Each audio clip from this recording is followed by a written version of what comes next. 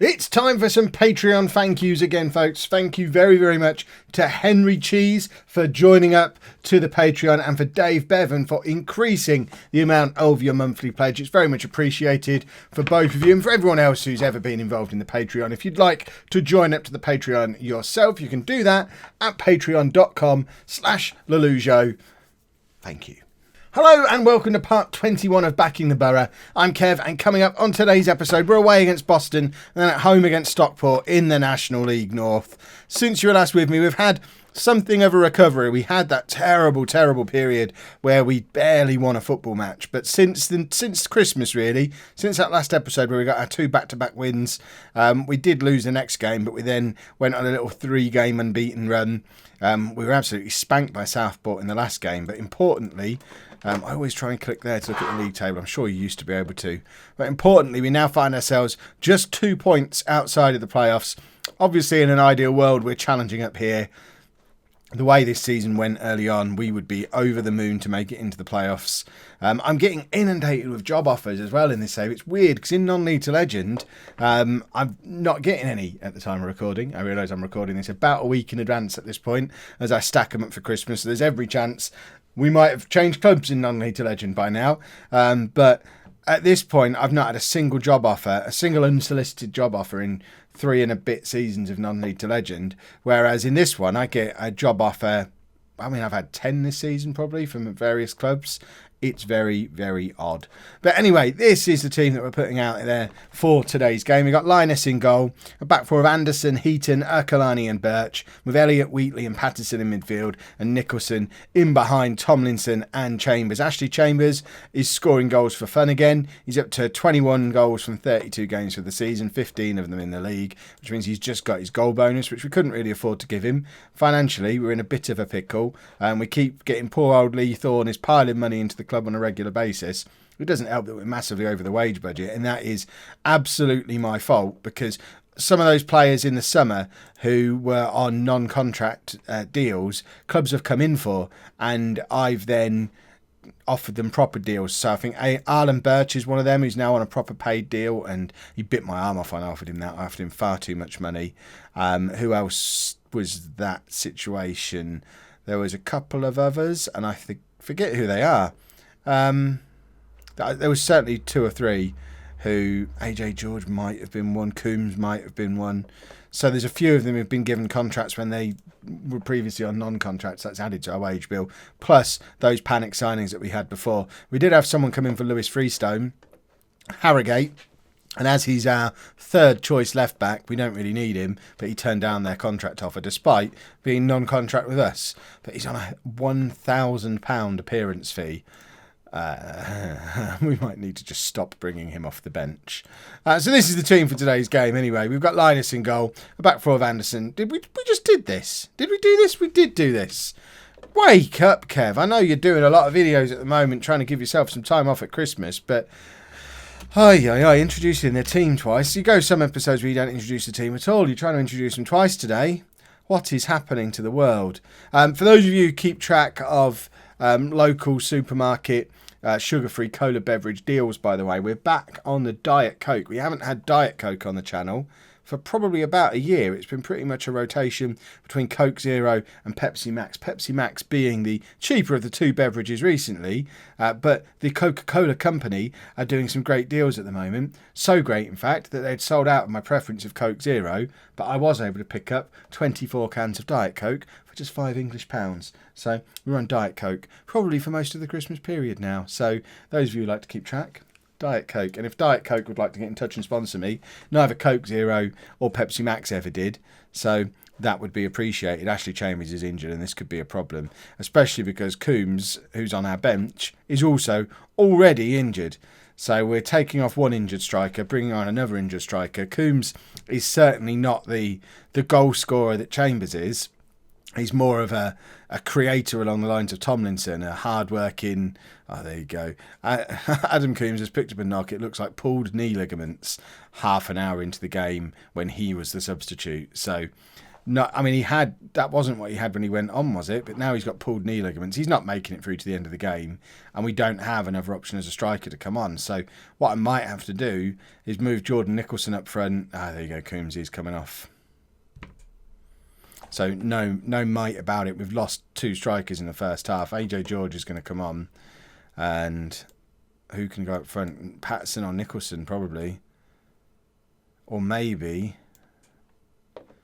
we just stick them both behind Tomlinson like this. It's not ideal.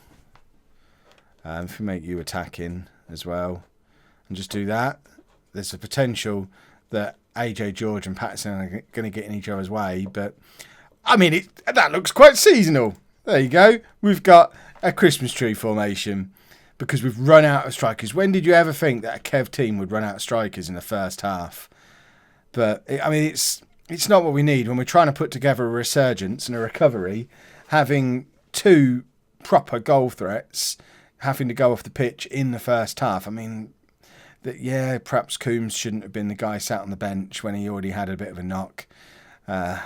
Willis, the other guy, that's one of the other ones who I had to give a contract to because he was on non-contract, and Rotherham, I think, came in for him, who are 6th in League One. They came in and offered him money, so we had to offer him money, and now we've not even got him on the bench, and I've let myself get into this pickle. Right, I don't really want to bring on Lewis Freestone because it's going to cost us $1,000 to do it, I think. We have to pay him £1,000 for a substitute appearance. I mean, he's even getting 120 quid to sit on our bench. We've got to stop. We just need to release him, I think. He's costing us an absolute fortune. I'm not going to make any changes. Kenny Clark sat there on the bench. Heaton isn't really match fit, so we might have to bring him on. And Erkalani's on a yellow card. So with both of them, really, I want to just... Oh, what? I'm waffling about saving a substitute. Meanwhile, Alan Birch has just scored an absolute screamer of a free kick. I didn't know he had that in his locker. But what a free kick that is. 2 right, stick your arms up in the air and be proud of yourself, young man. That was excellent. Jordan Nicholson's not having a very good game at all, which you would think when we've decided to make it all about the attacking midfielders, he would have a good game, but we've conceded an equaliser almost immediately. There have been a lot of chances in both directions in this game. Both us and Boston have not been very clinical at all in front of goal. But to concede almost immediately after scoring and to not even put the challenge in, that makes me a little bit sad. We're better than that. If they score again here, I'm going to be double sad with bells on. Linus, I think, makes a good save. It sort of bobbled back and forth between him and either the post or Anderson, who was stood on the post. It all looked a little bit iffy, and they've lost a player now. Right, can we go and grab a late winner and just be absolute bullies and monsters? AJ George, lots of space. Look at all the space whoever our right back is in. I don't even know who's... Oh, Birch, who just scored the goal before. Nicholson crosses, and we've not got any strikers. Patterson has got it. Knock it back to Birch. It goes all the way back to Wheatley, in fact, who finds Anderson in space. Elliott, weird little back heel to George. Now Patterson scores. Was he onside? I think he is. It's been given in the 93rd minute. And that was a really well-worked goal. Look at some of the cheeky little passes we've got going on in here. In particular, the one from Elliott here. It is just a little weird back heel to George, who passes it over to Patterson, who's played on by this guy in the middle, who these two are not going to be happy with at all. And 2-1 with, a minute and a half left. I wonder if we should be thinking of making that final change and maybe even bring on Kenny Clark to play as a third centre-back for the last minute. But Tomlinson tries to find Patterson, who beats his man. This is lovely from Patterson. Right, let's make the change. I know we've only got a minute left and he probably won't even make it onto the pitch, but I'm going to take off Jordan Nicholson, bring on Kenny Clark and just drop him back here doing that. He can be on cover with him just being a normal defender, and Patterson can just do that. And there you go. Look, Kev's doing tactics. I know it's not how we do things around here, but needs must. We've got a playoff space to try and secure, and they're going to score before we even get a chance to make the change. Linus does well to come out and get hold of that. Just boot it out so that we can make our substitution. Then you get an extra defender in front of you. He pretty much has. Elliott keeps it in play though, which is annoying. Although, I mean, he actually did quite well with it. And now we can make our substitution if we even have time to make it. And Anderson throws to Elliott, And is Clark even on the pitch? He should have come on when that throw-in was happening. It looks like we have got a back five at this point. So hopefully things like this won't happen. Ercolani does come across to cover. I'm claiming that one as tactical brilliance because Ercolani wouldn't have been there if there was only two at the back. This is where it shows at the end of the game. He didn't even make it on the pitch. But we've got a corner and we've got three big centre-backs on the pitch. We're a minute and a half almost over normal time and he doesn't even get time to take the corner and we've won the match and that is an important win. And Kenny Clark did make it on eventually. So I can call it tactical genius. Right, we'll just have a look to see what the injuries to Chambers and Coombs are because I don't know what we're going to do against Stockport if they're both properly injured. Chambers, 3 weeks with a concussion. He's been hanging out with Danny Mills clearly and no sign of what's up with Coombs. So I guess it was just couldn't finish the match deal. Let's go play Stockport. Coombs clearly was just not quite fit enough to finish the game thing in the last game because he's fit enough to start this one and start it. He shall alongside Tomlinson with Willis taking his place on the bench. Other than that, no changes required. Well, in fact, there is a change. I swapped Clark and Heaton over just because I like Kenny Clark. He's our captain and a team leader, and without Chambers in the side, it makes sense to have another of the team leaders there. Our team, I don't remember the last time I showed you dynamics. I think our team leaders now are Nicholson, Chambers, and Clark. So I like to involve all of them as much as I can. Since we've gone to a back four rather than a three at the back, it can be difficult to get Kenny Clark in the team with Ercolani and the selection of other good centre backs we've got, like Heaton, for example, who's younger and probably better than Clark is, but Clark's our captain still officially. And what a finish from Tom Elliott. He's another one who's really enjoying the change to the 4-3-1-2 because it means after a season and a half of being forced to play right wing back, he's finally back into central midfield, playing in his preferred box-to-box midfielder position. And it's fair to say he's flourishing a little bit by being allowed to do it. And that is a lovely finish. We saw a lovely bit of skill from him in the last game. Now we've seen that he can score a cracker as well. And Clark, with the header from the free kick, whistles the top of the bar. And as things stand right now, that should probably be a T-shirt catchphrase. But, oh, what a free kick from Pattison. Hang about. We'll celebrate that beauty of a free kick. We've got some free kick takers in this team. We saw one from Birch in the last game, and that one has taken a big deflection to help Pattison out. But still, it's a free kick goal. It's 2-0 up after, 20 minutes. And as I was trying to say, as things stand right now, we are, for the first time in probably 20 matches, in a playoff position as it stands with 13 games to go after this one. And I mean, it's not outside the realms of possibility that we could get into that top three. We're not going to win the league. That's been ruled out for a long, long time. But we could get to that all-important top three, which makes the playoffs that bit more comfortable, ensuring at least, I mean, if you finish second, it's home games all the way through. Third, home games up until the final. So either way, and that's, I mean, someone let me know how the final works, actually. I know that if you're in second place, you definitely get home games all the way through. If second gets knocked out by the team who finished seventh, do that seventh place team then inherit the home game that second would have had? Or if it's third against seventh in the final, for example, is that at third place's ground? I haven't looked into it in that much detail. But either way, we want to finish as high up the league as we can. That's the important thing. But priority one, get into the playoffs. For goodness sake, we've got to get into the playoffs. And to do that, we need to make sure we don't concede goals here. And we haven't. Excellent stuff. Right, half-time, please, without conceding. Wheatley's picked up a bit of a knock in that first half. He doesn't seem to be bothering him too much. We do have AJ George and Togwell both on the bench. So if needs be, we can take Wheatley off and it won't be too much of a disaster. We'll keep him on for now. We do need to be keeping an eye on Coombs, who has had his knee injury and then his recurrence of the knee injury in the last game. So maybe give him 15 more minutes. We've got Willis sat there on the bench, who is now getting paid a proper salary at the club rather than being non-contract. So it makes sense to squeeze some game time out of him now. We gave him the contract because of the potential that he's got. And that is a foul on Coombs by the keeper. And Tom Elliott is stepping up to try and convert and make it 3-0. And that's exactly what he does.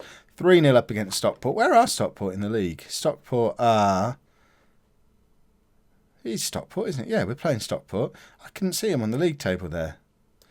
Let's right. Can anyone see Stockport? Let's play Find the Stockport. Why can't I scroll down? Stockport. Oh, there you go, down in 16th. So to be fair, we should be beating him as easily as we seem to be. Let's get Willis on for Coombs. Oh, I don't. This new screen is an improvement, but it's still not exactly what I'd want from it. And I think we'll bring Togwell on for Wheatley just to be the defensive midfielder in there. AJ George, not really his wheelhouse. He's more of a creator.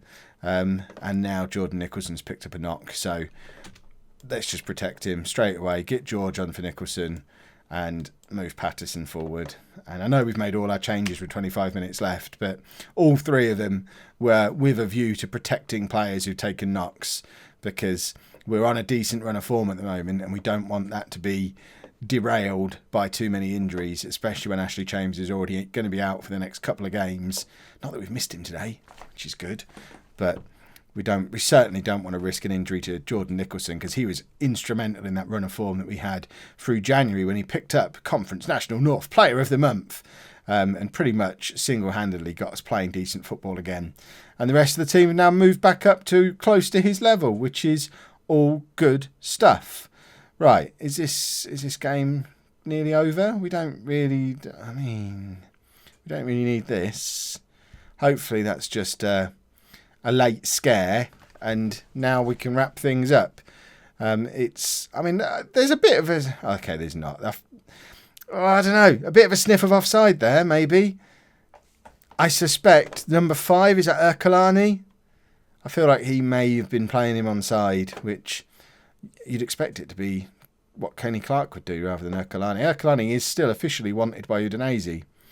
And I do wonder if the word want doesn't translate from Italian properly, because they've wanted him for over a year now. They're a Serie A club. If they really wanted him, I think he'd probably be there by now. He's signed 2 new contracts with us since he's been wanted by them. He ain't going anywhere, ever. Cue a massive offer to come in now. A £20,000 offer or something crazy. But the important thing is we've picked up another win. We are back up into the playoff spots. We'll just check in on those injuries, particularly the one to Nicholson, just to make sure it's not something that's going to cause us a major problem. Wheatley, stubbed toe out for a week. Nicholson, bruised knee, 2 days. That's fine. We can get on board with all of that. We'll just give Patterson a little pat on the head. A Patterson on the head, if you will. Oh, I've just talked myself out of getting a thumbs up from you, haven't I? I apologise. I promise never to do that gag again. If you have enjoyed the video, please make sure you give it a nice big thumbs up for me. Subscribe to the channel for daily Football Manager videos. And thank you very much for watching.